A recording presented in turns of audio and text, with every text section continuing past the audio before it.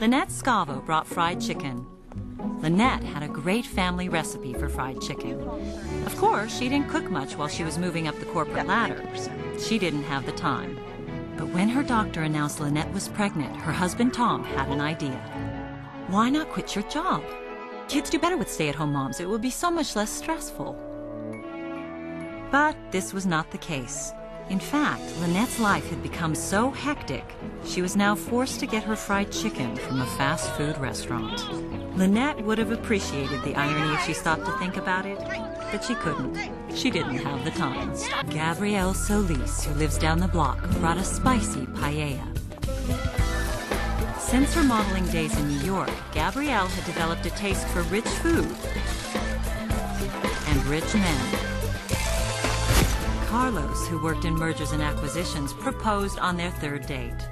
Gabrielle was touched when tears welled up in his eyes. But she soon discovered this happened every time Carlos closed a big deal. Gabrielle liked her paella piping hot. However, her relationship with her husband was considerably cooler. Bree Vandekamp, who lives next door, brought baskets of muffins she baked from scratch. Bree was known for her cooking, and for making her own clothes, and for doing her own gardening, and for reupholstering her own furniture. Yes, Bree's many talents were known throughout the neighborhood, and everyone on Wisteria Lane thought of Bree as the perfect wife and mother. Everyone, that is, except her own family. Paul.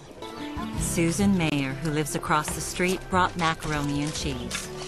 Her husband Carl always teased her about her macaroni, saying it was the only thing she knew how to cook, and she rarely made it well. It was too salty the night she and Carl moved into their house. It was too watery the night she found lipstick on Carl's shirt. She burned it the night Carl told her he was leaving her for his secretary.